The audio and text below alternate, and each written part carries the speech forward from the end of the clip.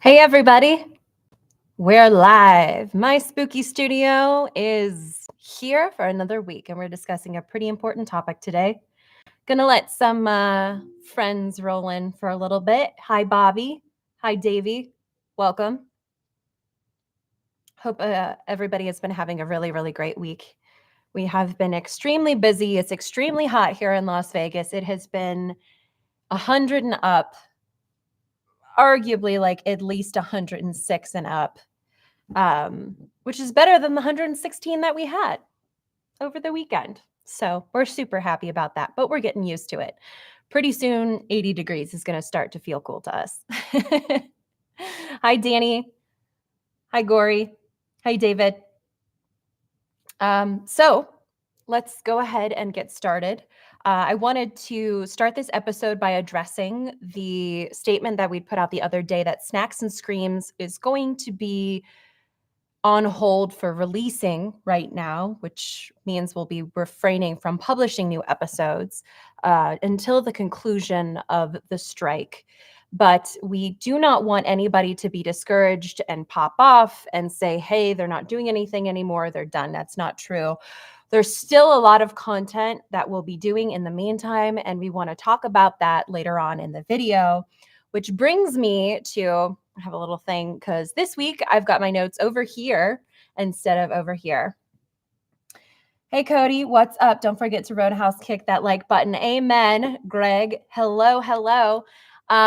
So today we're going to be talking about the WGA SAG-AFTRA strike and how it's impacting creators. Now, when I talk about creators, I'm basically saying anybody who creates any sort of content, cosplay, photography, TikTok, YouTubers, anything like that. And we're going to be talking about a little bit about the strike. I don't know how many of you know about it, what exactly is happening, what's going on behind the scenes, but I've done a lot of reading and a lot of research and watched a lot of videos to kind of understand what's happening. Now, I'm not the end all be all, but here is what I've gathered from it. So the strike started with the Writers Guild of America, WGA, and the Screen Actors Guild, the American Federation of Television and Radio Artists, or SAG-AFTRA, joined after. But writers were starting to strike because they wanted fair pay from the studios who are making millions, but honestly not making them what they consider to be a living wage. When you think back to like the 90s, for example, Seinfeld is on, Friends is on, all of those big TV shows that people were looking forward to, early 2000s, things like that, before the age of streaming, they would be like over 20 episodes per year. And these writers would work almost all year, minus a few weeks, realistically. So they would get paid continuously. And then as episodes re-aired, as they would happen to come on TV again and again, would be extra money for the writers. And that would get them, just continuous cash. Even if they weren't really working on the show anymore, they would still have a cash flow from the ads for cable. So those Golden Girls reruns that I would watch in my childhood, great for the Writers Guild.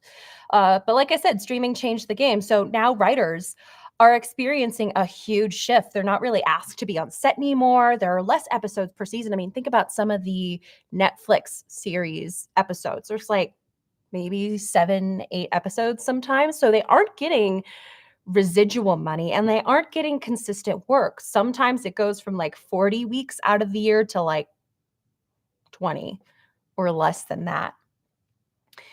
Now, SAG has joined them because studios, there's a bunch of reasons, including residuals.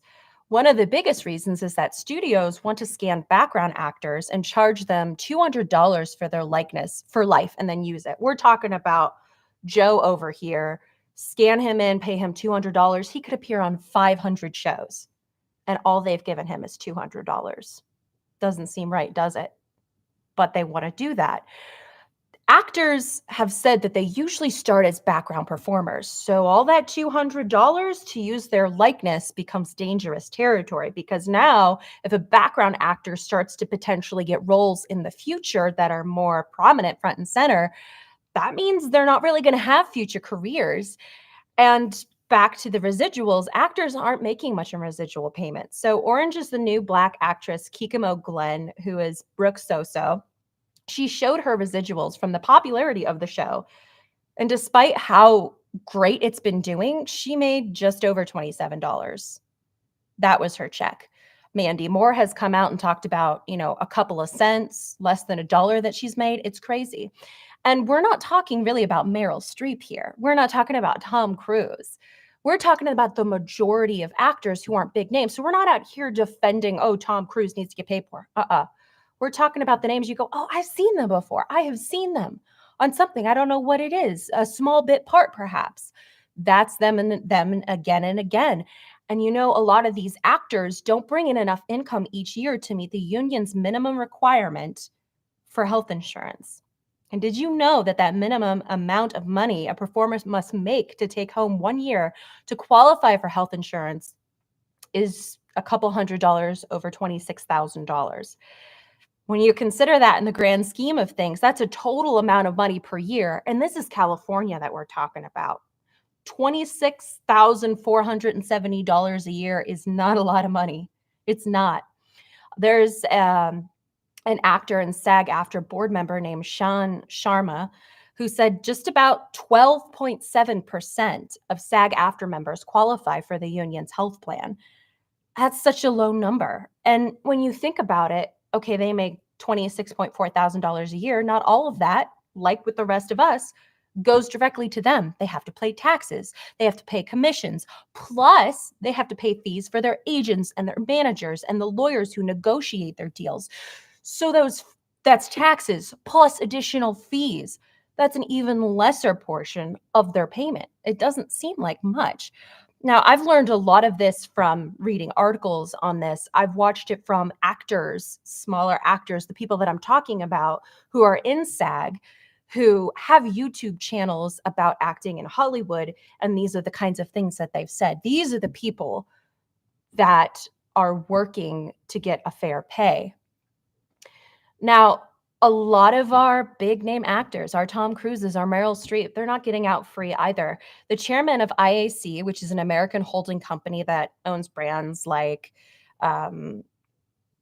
there's mostly, I think they own DoorDash, but it's mostly in media and internet companies. His name is Barry Diller. He spoke out and he said that top paid actors and movie executives are asked to take about a 25% pay cut.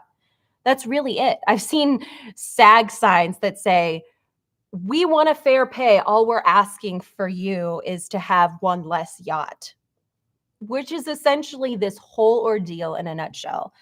Because, sometimes even the big name actors take home more than the Hollywood execs. So does that make sense? Hopefully it does, because for me, that's crazy. And it's no wonder that, people calling the shots in Hollywood would say people really want to be a part of this. They're going to sacrifice things. They will accept less pay, just try and get into the industry with the promise of getting into the industry. And they just can't take it anymore. It's been going on for such a long time. So now, for the first time in 60 years, Hollywood actors and writers are on strike together, bringing most of film and television productions to a halt. But commercials are still going on. There's a couple of smaller things that some actors can get in because it's kind of underneath this SAG contract, and the writers can be a part of that, but not the studios that they're striking against. So let's talk about some of the execs.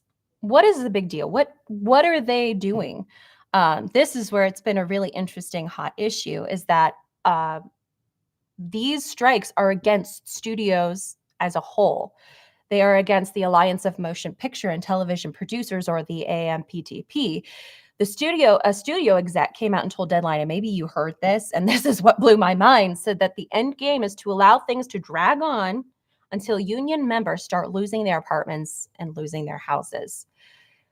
Apparently, this statement was corroborated by a couple of other sources, and this person is saying it's a cruel but necessary evil. This is not the other people working for the studios. And I want to say, before I even get deeper into this, that there are a lot of really good people working for studios. I have a lot of friends who work for these studios. We're talking about the people up top, okay? We're not talking about people in the merchandising department or the marketing department or anything like that. We're talking about the very, very top people. Now, supposedly the AMPTP has said this person who made this comment about wanting people to lose their houses and stuff doesn't speak for everybody, but I mean, I kind of feel that there might be a fairly similar sentiment. They're just, on the phone screaming at each other now because, oh no, someone said the truth. But that's my speculation. That's not necessarily the truth. Now, some of the highest paid entertainment executives have been paid nearly $500 million in the last 5 years. And this is according to a report from the Los Angeles Times. So our beloved Warner Brothers, who's had a stake in our beloved A Nightmare on Elm Street films and so many movies that we love. His name is, the CEO's name is David Zaslav. He was paid about $498,915,318 between 2018 and 2022. Pretty much $500 million in those couple of years. And this is still according to the LA Times analysis of the compensation of the top 10 publicly held media and entertainment companies. So that amount of money that David is paid is like 380 times more than the average pay of a Hollywood writer. Some of the other highest paid Hollywood executives include Ari Emanuel of Endeavor Group Holdings, Reed Hastings of Netflix, Bob Iger of Walt Disney, Ted Sarandos of Netflix, and the Murdochs of Fox. Pretty crazy, right? Now, Bob Iger, who is, as I said, the CEO of Disney, has basically said that what these writers are asking for is not realistic, that businesses are facing a lot of changes, and this whole strike is not beneficial. It's pretty disruptive. Bob, these changes aren't unrealistic, and the industry really could deal with it. I mean, do we really need that much money? So Bob makes about 100, he's made about 195 million and change over the last 5 years. So if Bob took the 25% pay cut that IAC's chairman was talking about, that's like $48.7 million less a year for Bob. I think he'll get by. That really is at least one less yacht plus some. Word on the street is that the studios have no intention of coming back to the table with the Writers Guild or SAG until the fall. A top-tier producer told them that. So maybe about October.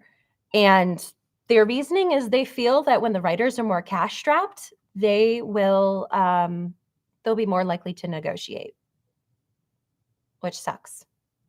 So obviously, there is a huge reason why the writers and the SAG actors are asking for just more money to make a living wage in California.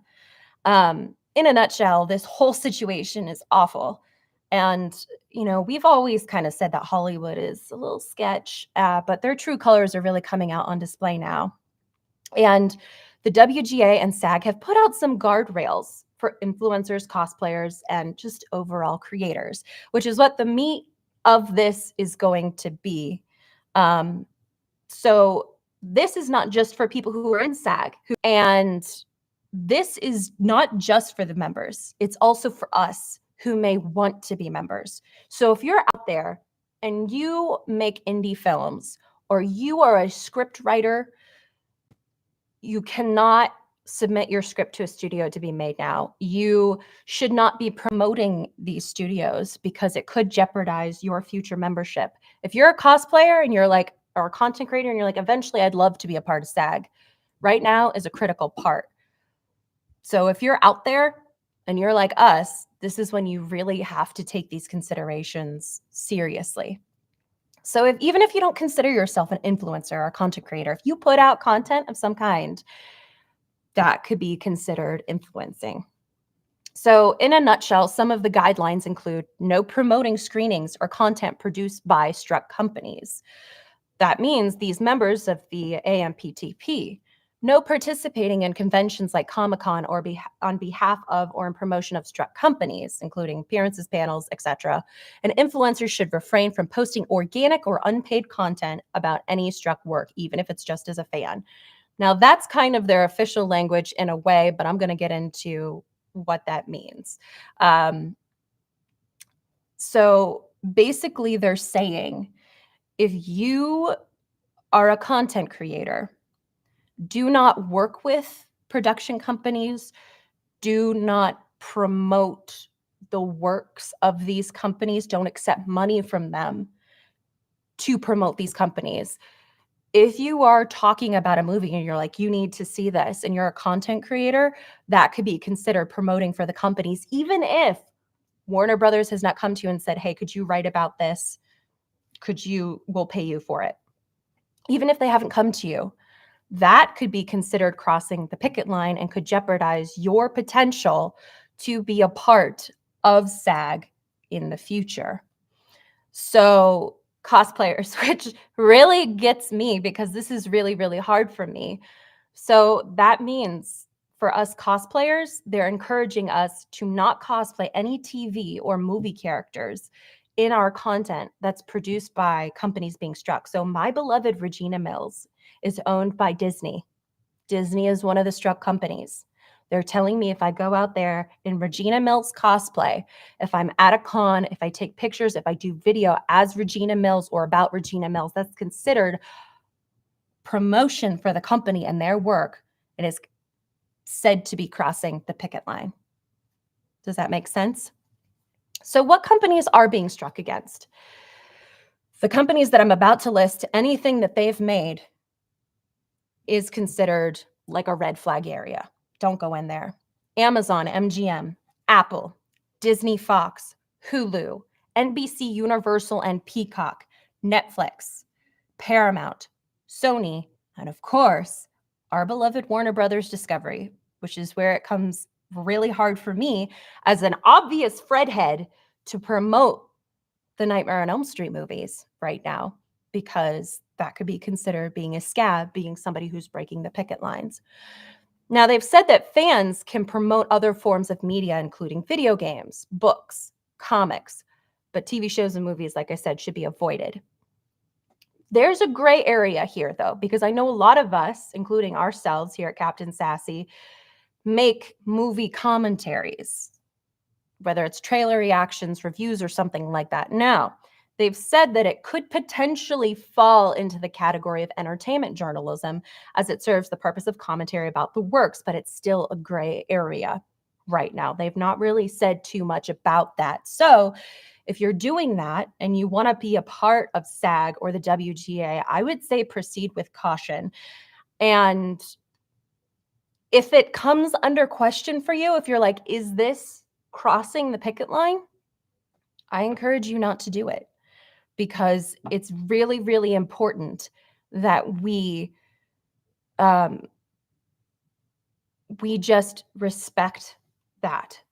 Now, like I said, it's a gray area, so it might be okay. Nobody might tap you on the shoulder and say, hey, here's your warning. But, like I said, proceed with caution. It is your decision. For Jason and I, we are not comfortable with the gray area, and that's why we're postponing publishing any further Snacks and Screams out of respect and uncertainty. But in a nutshell, if you don't want to be a scab or someone who breaks picket lines, you should avoid promoting movies for struck companies. This means don't encourage people to watch them. Focus on commentary and entertainment journalism, potentially still a gray area. Consider looking into content not centered around movies and TV. Books, video games, you want to do something around that? That's fine. But then also consider the video games that are tied to movies and TV. Characters that are owned by these struck companies could potentially get you flagged. Do not, under any circumstances, accept paid opportunities from the studios to promote their films and content. Actors have said they will be turning to creators like us to keep their business alive. And this promotion includes attending events. If they invite you to the red carpet, it's best you not go. Getting paid to promote their movies, pictures, videos, reviews. Avoid that. And if you're seeking more clarity on what influencers can and can't do according to SAG-AFTRA, contact influencer@sagaftra.org. We over here at Captain Sassy have submitted emails to them and are awaiting a response, but we encourage you to ask them directly. I'm going to look at the comments now before I get into kind of some of the value that we could take out of this. Thank you, Cody, for the compliment on the Motley Crue shirt. Hi, Jim. Steven said, hi, Deandra. Thank you so much. The captain can have a yacht as long as he allows me to go on it and doesn't work for Warner Brothers or any of the struck companies. Gory Bits said, corporate greed has taken a stronghold on the entertainment industry. Absolutely. I mean, time and time again, people will tell you all the time how they take advantage of actors, and how many actors have come out and said, I would not encourage my children to be a part of this industry. But I think we are in the middle of a reckoning right now. And I think there's a good chance, hopefully, fingers crossed, that some good may come out of it. Not just for the actors and the writers who are striking right now, who are in the industry right now, but people in the future. Hi, Mud. Gory said, reviews indie work. If you hope to be a member of a guild in the future, be careful with whom you promote right now. Exactly, buddy. Mark Ruffalo has come out and said, you know what, actors, leave the big studios and the billionaires and come work on indie films. And I say, totally, work on the indie films just as long as you don't take any roles away from Nicolas Cage. Okay, we cool with that? Great, happy to see it. Hi, Bookie. He said, I want to thank you so much for this informative video. I really hope that it's helping. I sincerely do, because I know that we've had messages from people who are like, what are you doing? Why are you doing this? And this is why. These are the things that I've learned. I've even watched Sean Clark's video. He represents a lot of actors in the industry, specifically in our horror industry. So when you see Matthew Lillard, when you see Skeet, when you see, Norman Reedus, big names, Sean Clark books them. And he's had a lot of questions from people like, is this the end of cons? And he's said within the last, I think it might be 5 days now, he made a video on his channel, Malfunction, I think is how you pronounce it. But I'll link him and his video down below. If you're afraid of what's going to happen to cons, he's just saying, there's a lot of crossing out for like Comic Cons and things that the studios have asked the actors to go to promote their work. They're not talking about horror cons. They're not talking about some of these smaller cons just for people to go out and make money to meet and greet fans in that way without promoting any one particular work. But he said that there's some discussion that, it's potentially, they're saying, don't promote your future work, your current work, or your past work, which then makes me wonder if Robert Englund's at a table signing Freddy pictures, is that crossing the picket line for him?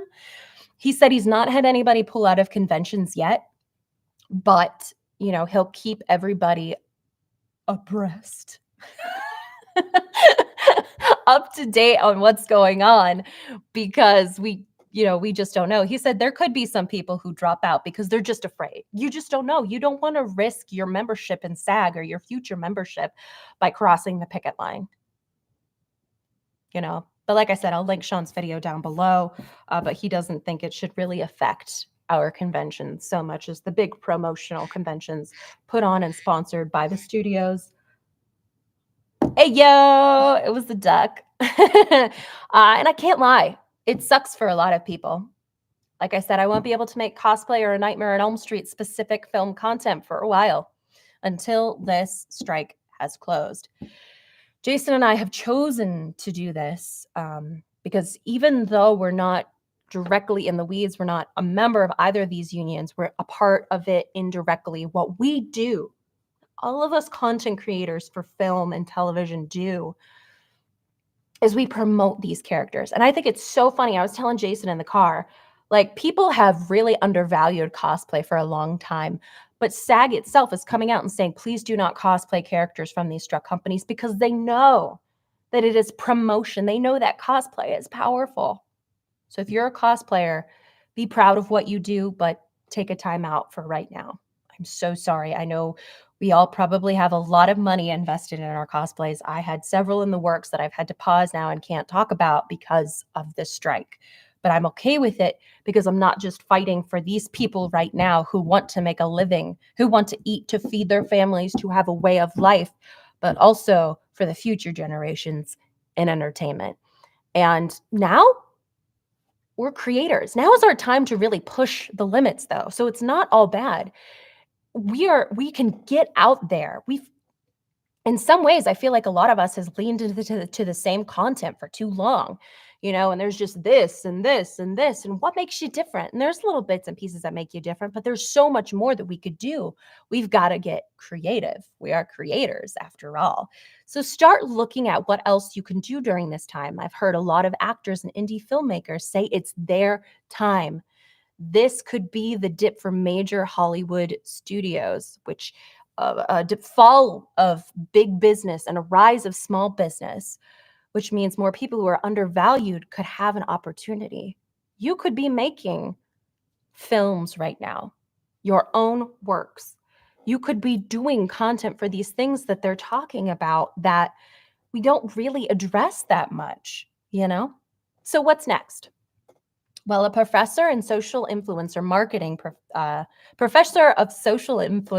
at UCLA said, if you're an influencer or creator with hopes of doing commercials, being on TV or in movies, or writing a screenplay, please be aware that what you do this summer could impact the rest of your career if you cross the picket line.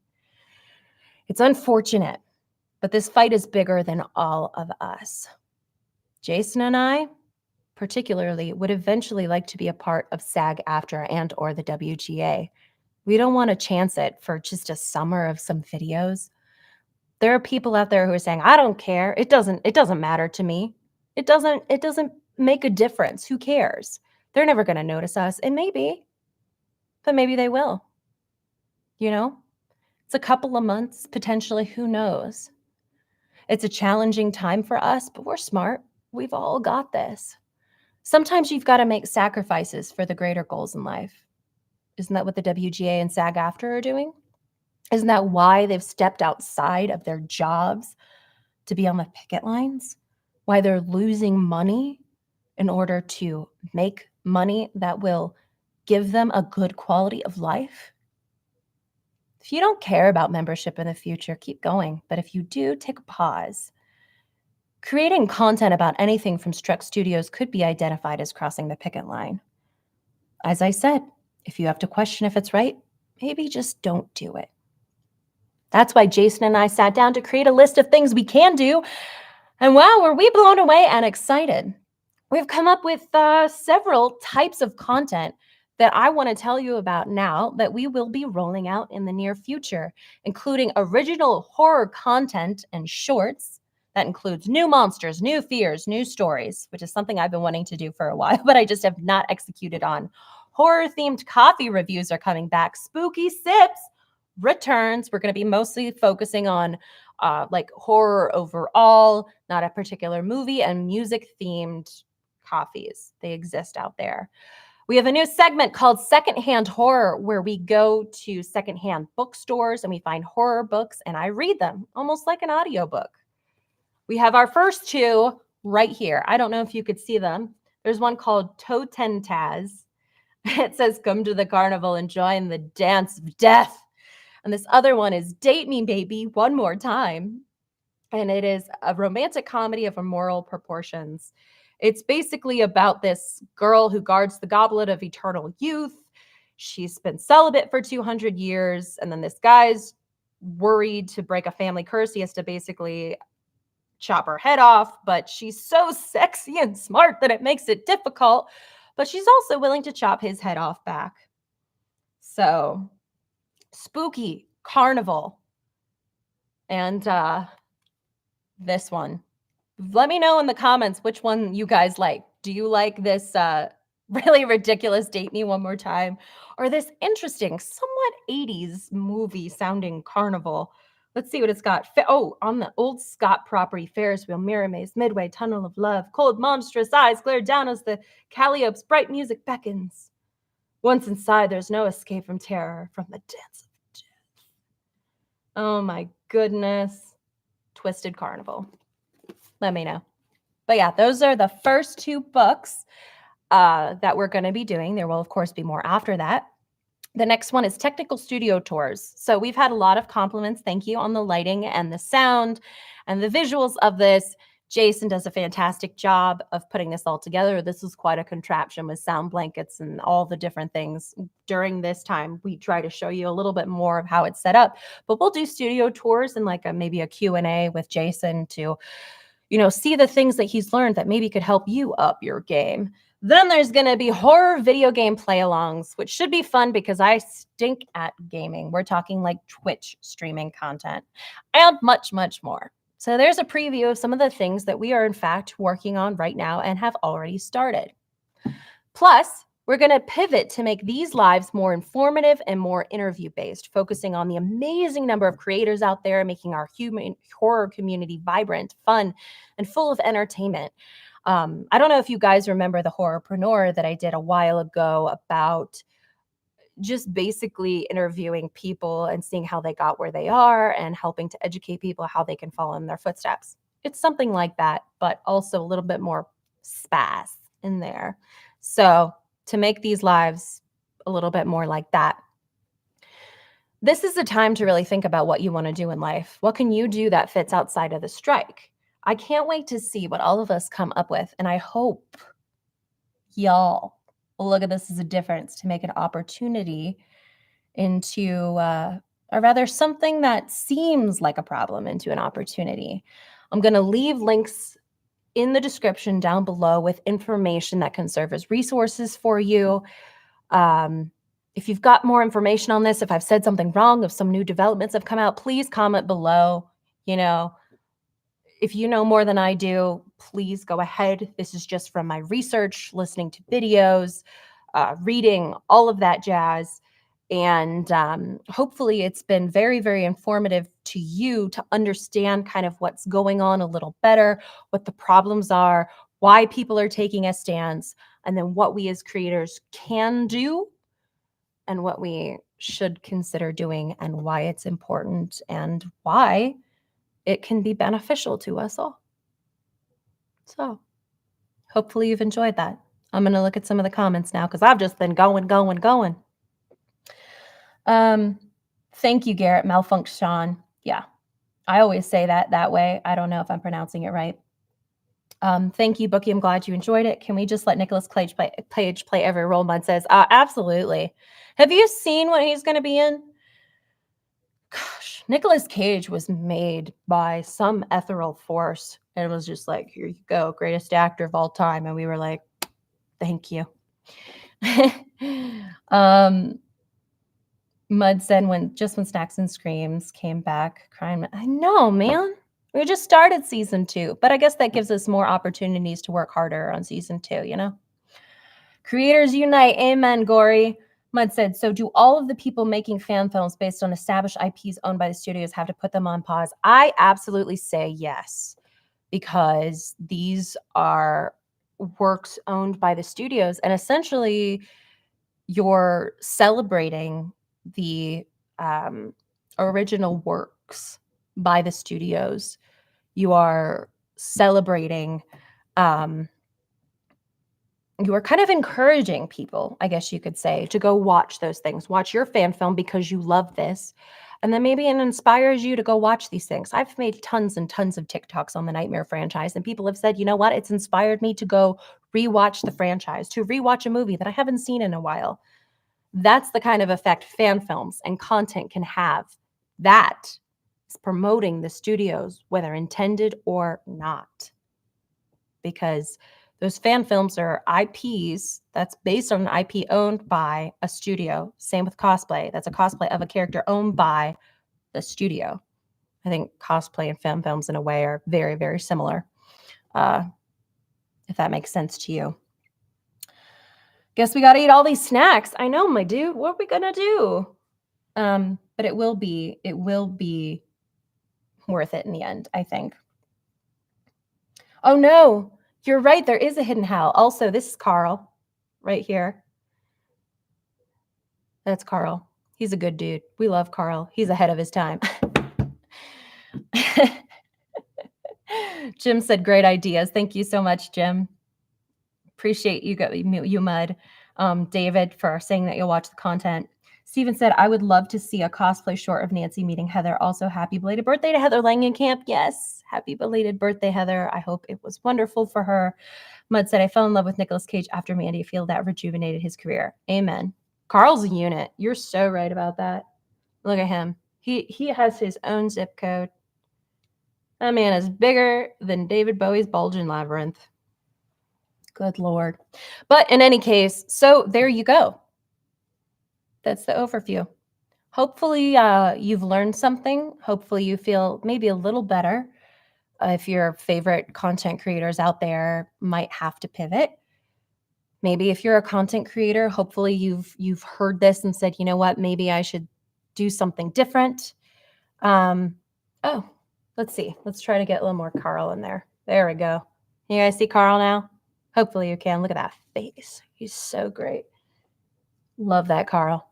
And just hopefully it's been better for you. Hopefully you feel inspired and you see a light at the end of the tunnel and you realize that all of us supporting the entertainment industry, we are making it possible for these studios to hold out on money from people who just want to earn an honest living.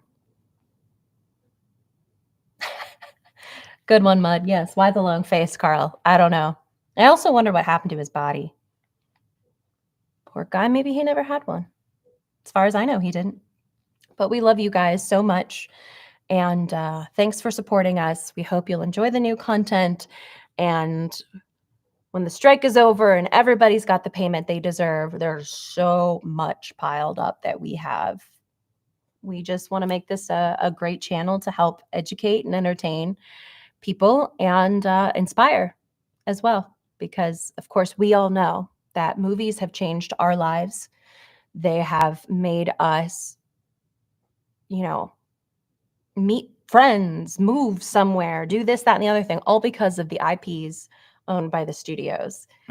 And right now, we've got to love them in silent in our own way. Like I said, going to be putting more information down below, but thank you so much for watching. I appreciate you all. Mwah. I will see you next week. Stay spooky, my friends. Watch good horror movies, just maybe don't promote them on the internet right now. All right, talk to you soon. Bye-bye.